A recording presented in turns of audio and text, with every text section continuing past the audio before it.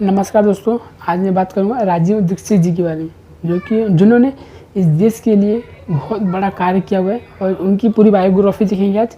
तो चलिए शुरू करते हैं और वीडियो को आप लोग पूरा देखो ताकि आप लोगों से कुछ मिस ना हो जाए।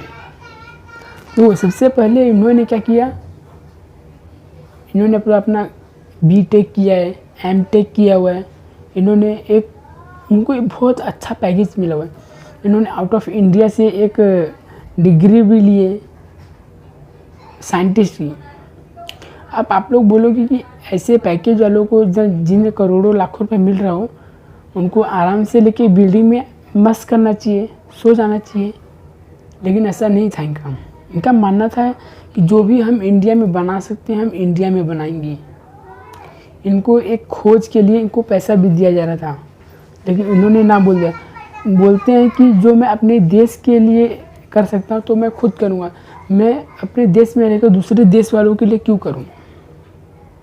इन्होंने ऐसा क्यों किया, जब ये 1984 में जब भोपाल गैस त्रासदी हुआ था, वो अमेरिका ने इंग्लैंड ने खुद जानबूझकर उपयोग किया कि ये गैस मतलब काम कर रही है कि नहीं।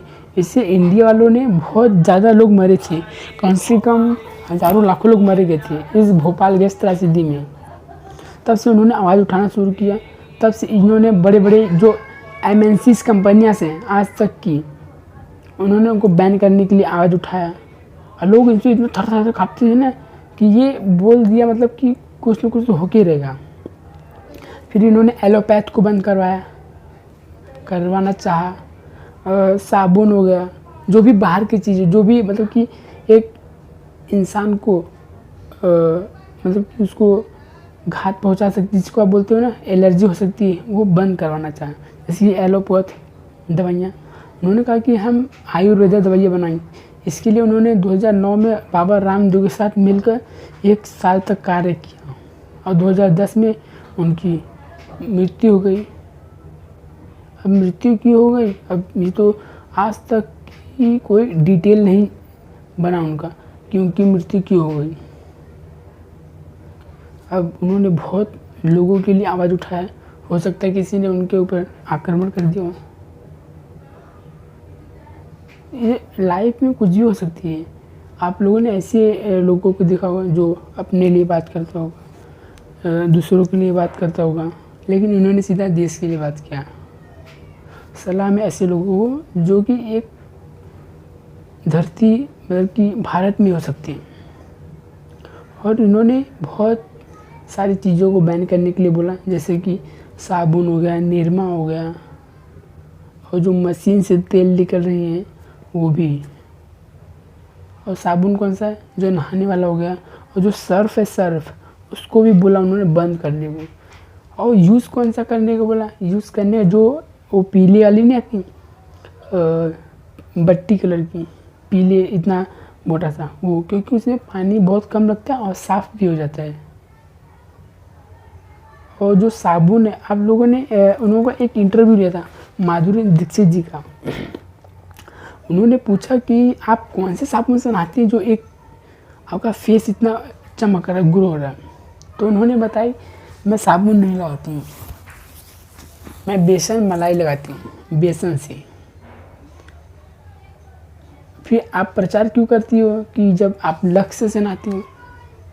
नहीं, हमको ऐसा बताना पड़ता है कि हम लक्ष्य से, तभी तो हम कमाएंगे। ऐसा है इनका काम। तो राजीव दीक्षित जी ने पूछा, जब आप बेसन से नहाती हो और फिर मुंह धोती हो तो आप लोगों को बताओ। फिर वो कहती है कि अगर हम सबको बताएंगे फिर हमारी सीट खाली नहीं रहेगी, क्योंकि सब सुंदर दिखने लगेंगे। तो इससे बात सही है कि, लेकिन इनको बताना चाहिए ताकि लोगों के शरीर के साथ में खिलवाड़ ना हो सके। आप साबुन यूज़ करेंगे, साबुन में बहुत सारे केमिकल यूज़ होता है, आपको मालूम नहीं है। आप गूगल पे जाओ, सर्च मारो विच केमिकल यूज फॉर साबुन, या फिर जो सॉप बनाने के लिए कौन सी केमिकल यूज़ होते हैं, तो आपको मिलेगा इतनी केमिकल्स मिलेंगे जिनका आपने नाम नहीं सुना होगा। क्योंकि ये हमारे जो आजकल आप लोग क्या करते हो, आपको दाद हो जाता है, खुजली हो जाता है, तो कहीं भी हो जाता है तो आप सीधा एलोपैथ को ले चले जाते हो, मॉडर्न दवाइयाँ ले लेते हो, जो कि आज बाहर बड़ी कंपनी से आई हुई हैं। आप इंडिया वालों के पास मतलब कि एक आयुर्वेदा वाले के पास नहीं जाओगे।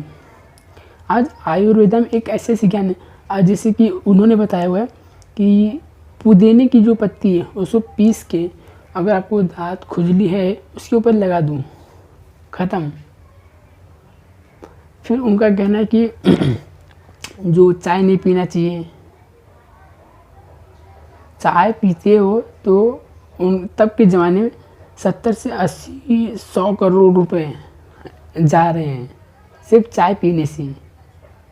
क्योंकि अगर आप चाय नहीं पियोगे तो देश से कितना पैसा बचेगा, 100 करोड़ 70-80 करोड़।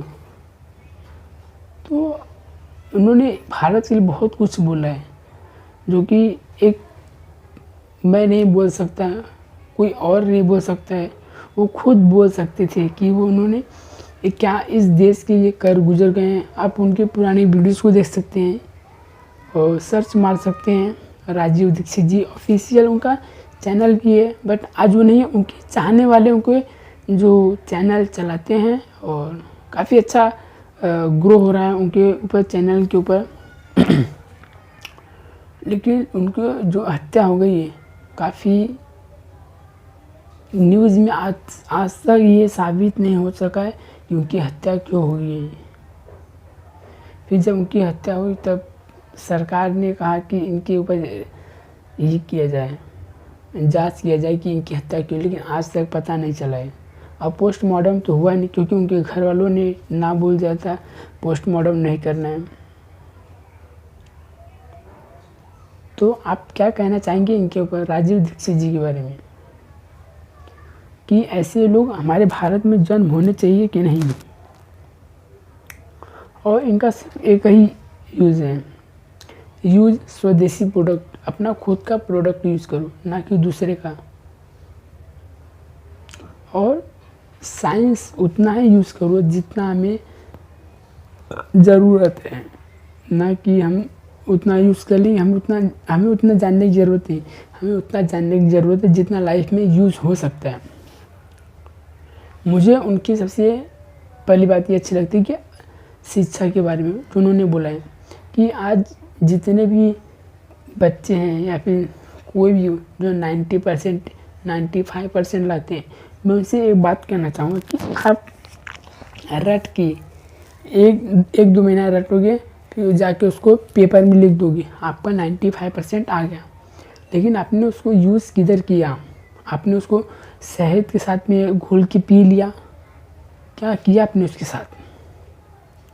आजकल के जो शिक्षक हमारे इस बात से तुलना करते हैं कि ये कौन सा बच्चा होशियार है, कौन सा बच्चा होशियार नहीं है। तो वो क्या करते हैं कि टेस्ट लेते हैं, जिसका ज़्यादा नंबर आएगा वो होशियार है।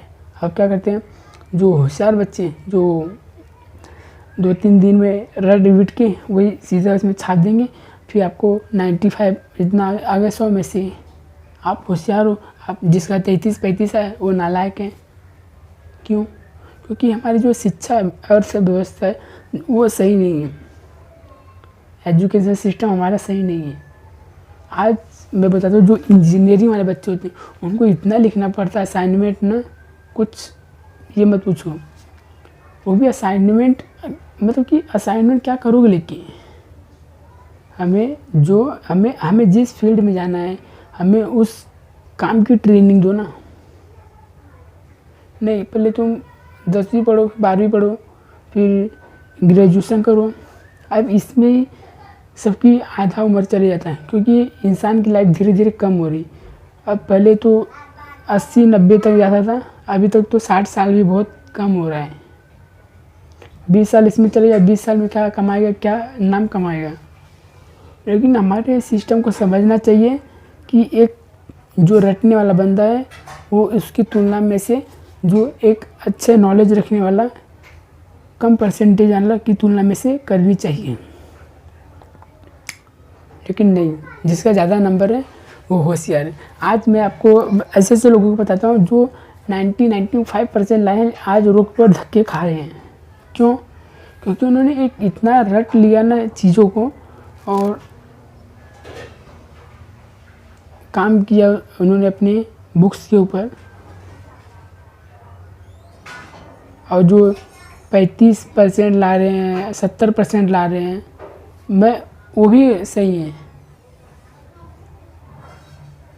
लेकिन आपकी जो एजुकेशन है वो सीखने के लिए होनी चाहिए, ना कि कोई चीज़ रट्टा मार के उसको जाओ लिख दो, फिर नंबर आ गया, फिर उसको क्या गोल पी लोगे? नहीं ना। बस हमें चाहिए कुछ सीखना, लाइफ में जो करना है उसी बारे में सीखना है, बस दैट्स इट।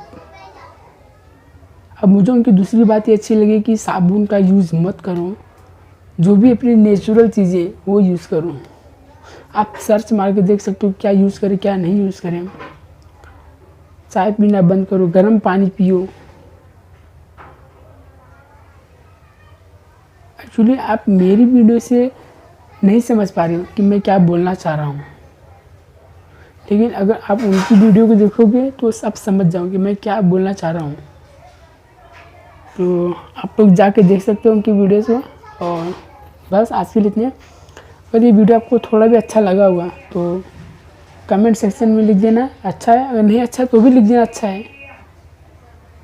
बस मिलते हैं अगली वीडियो में, तब तक नमस्कार और have a good day, see you soon.